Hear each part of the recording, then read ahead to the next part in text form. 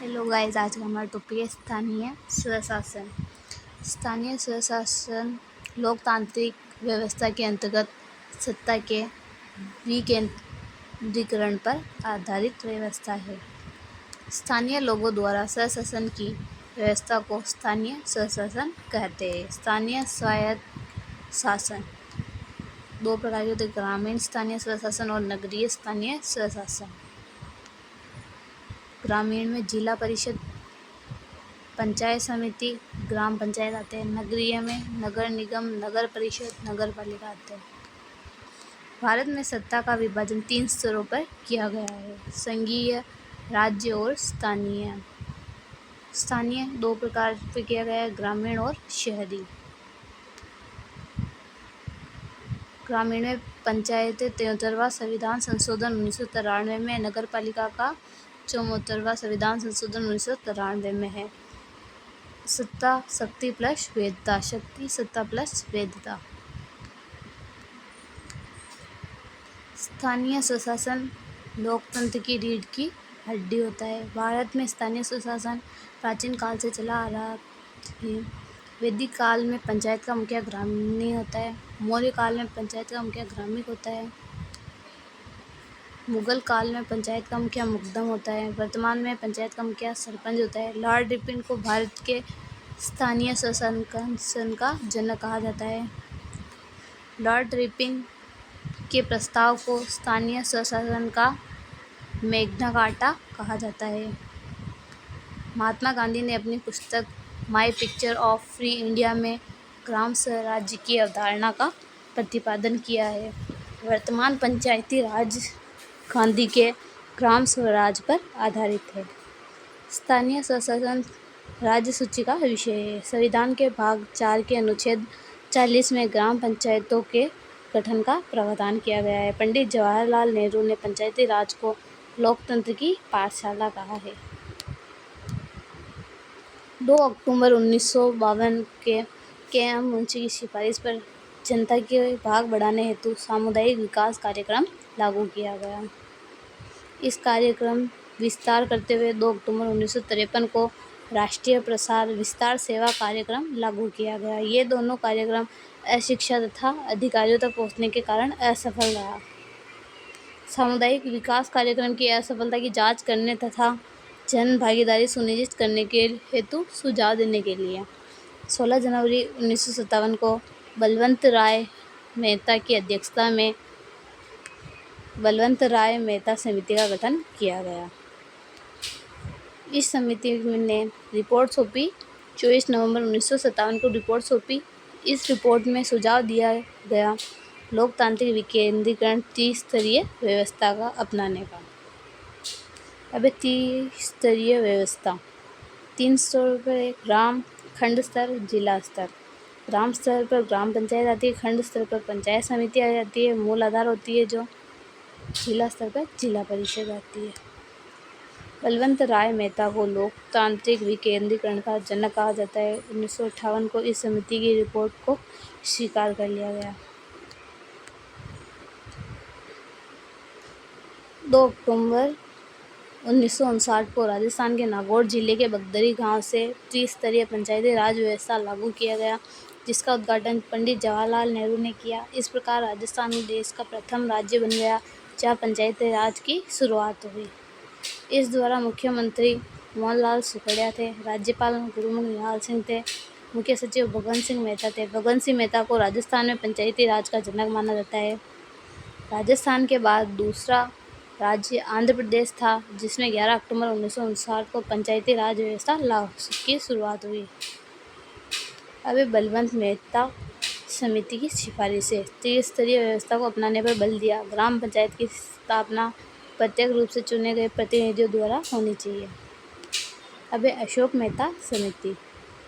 मोरारजी देसाई सरकार में 11 सितंबर 1977 को अशोक मेहता समिति का गठन किया। इस समिति ने अपनी रिपोर्ट 1978 में सौंपी। अशोक मेहता समिति की मुख्य सिफारिश द्विस्तरीय व्यवस्था अपनाई जाए, ग्राम स्तर और जिला स्तर। ग्राम स्तर मंडल पंचायत, जनसंख्या 15 से 20 हज़ार, जिला परिषद मूल आधारित। इन संस्थाओं का चुनाव नियमित रूप से करवाया जाए। इनका कार्यकाल 4 वर्ष हो। चुनाव दलीय आधार पर संपन्न करवाया जाए। इन संस्थाओं को वित्तीय संस्थान उपलब्ध करवाने हेतु अलग से वित्त आयोग गठित किया जाए। मंत्री परिषद में इन संस्थाओं के लिए मंत्री नियुक्त किए जाए। अब है जीवीके राव समिति। इसका गठन 1985 में गठित हुई है। इस समिति ने पंचायती राज संस्थाओं को बिना जड़ की घास कहा है। इसकी सिफारिशें क्या क्या थी देखते हैं। कार्यकाल 5 वर्ष होना चाहिए। कलेक्टर को नियम व विकासात्मक कार्यों में विभाजन का समर्थन किया। जिला विकास कमिश्नर के पद को बनाने का समर्थन किया। लक्ष्मीबाई सिंघवी समिति LM सिंघवी समिति सिफारिशें पंचायत राज को संवैधानिक मान्यता की सिफारिश की। ग्राम सभा को प्रत्यक्ष लोकतंत्र की मूर्ति कहा। PK थुंगन समिति 1988 सिफारिशें पंचायती राज व्यवस्था को संवैधानिक दर्जा प्रदान करने की सिफारिश की। पंचायती राज को संघ सूची का विषय बनाने की सिफारिश की। काटगिल समिति 1988 में राजस्थान सरकार द्वारा गठित समितियां। पहली है सादिक अली समिति 1964 में। इस समिति ने प्रधान व जिला प्रमुख के चुनाव की सिफारिश की। अब गिरधारी लाल व्यास समिति 1973 में।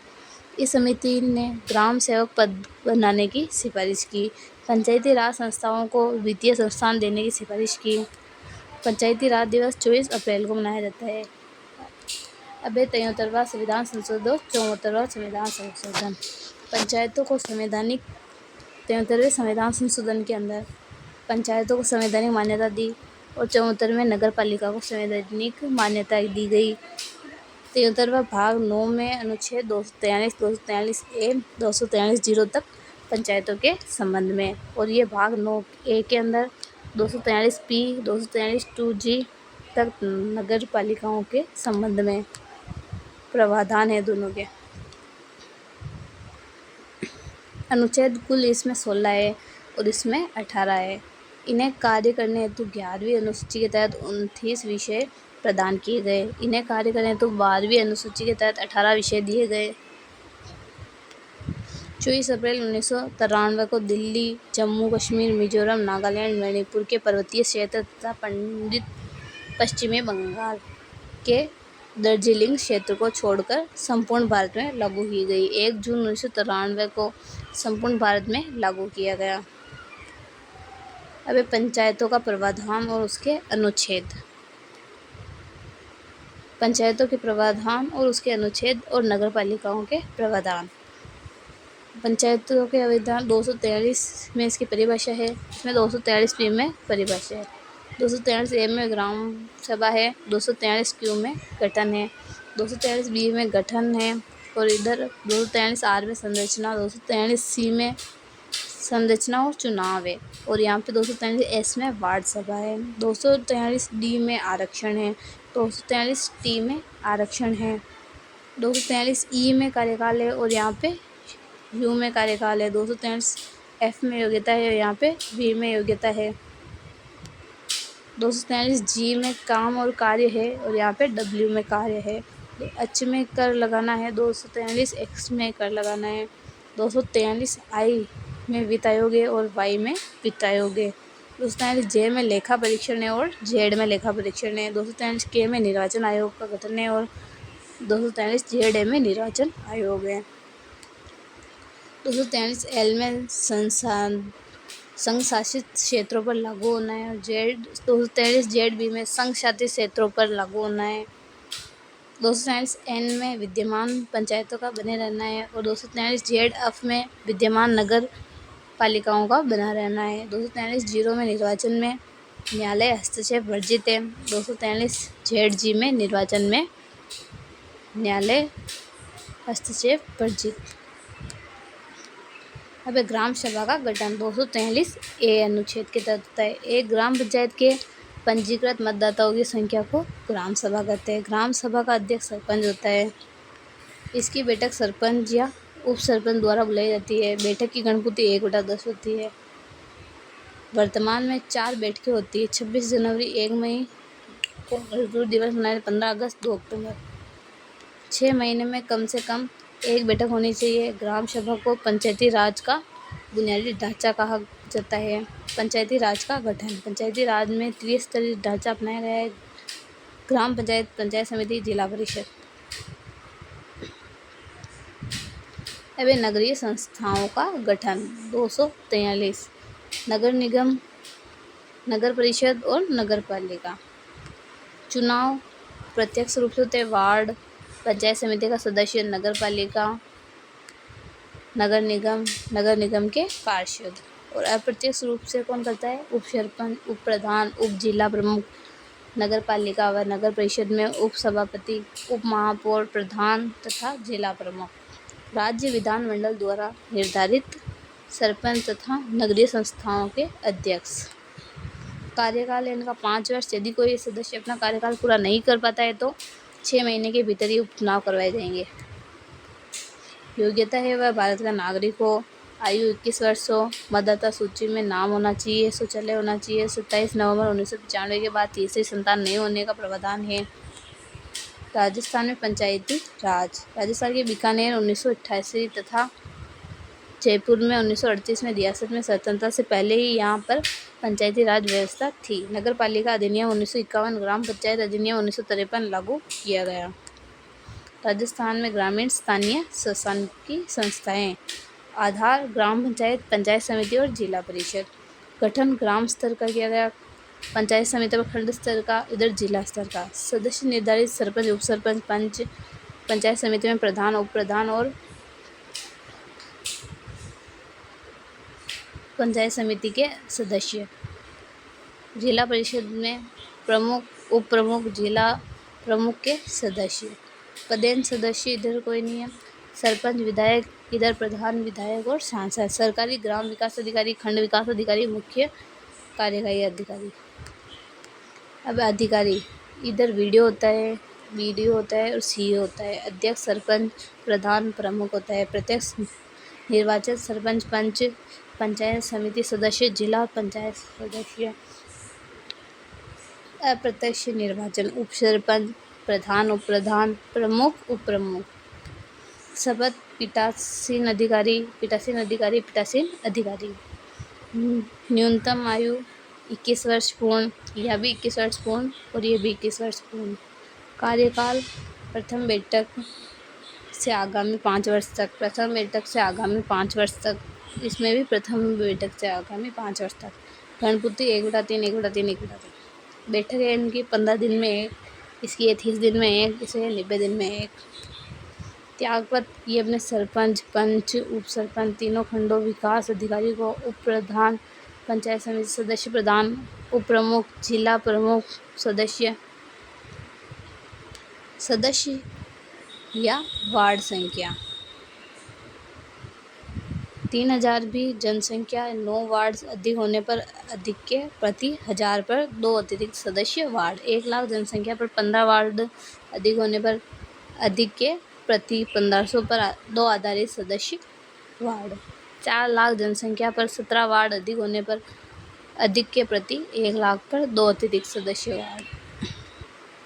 अब नगरीय संस्थाएं संबंधित स्थानीय स्वशासन। आधार नगर पालिका, नगर परिषद। गठन इसका नगर पालिका के अंदर 1 लाख तक की जनसंख्या वाले नगरों में होता है। नगर परिषद के अंदर 1 से 5 लाख तक की जनसंख्या वाले नगरों में होता है और नगर निगम के अंदर 5 लाख से अधिक की जनसंख्या वाले में होता है। अब निर्वाचित सदस्य, इसमें सभापति, उपसभापति, पार्षद होते हैं। इसमें सभापति, उपसभापति, पार्षद होते हैं। इसमें महापौर, उपमहापौर, पार्षद होते हैं। सरकार द्वारा मनोनीत, इसमें 4 होते हैं सदस्य, तो इसमें 5, इसमें 6। सरकारी अधिकारी, इसमें कार्यपालक अधिकारी होता है ईओ, इसमें नगर आयुक्त होता है, इसमें कमिश्नर होता है।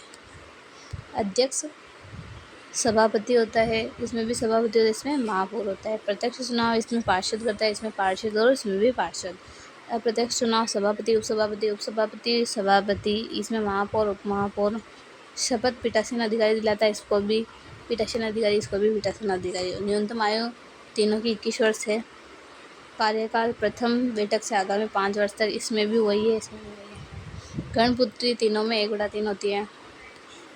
बैठक 90 दिन में एक आवश्यक है, तीनों में। त्यागपत्र, सदस्य संख्या या वार्ड संख्या जिला कलेक्टर, जिला संभागीय आयुक्त। इसमें न्यूनतम 13 वार्ड है, इसमें भी 13 वार्ड है, इसमें भी 13 वार्ड है।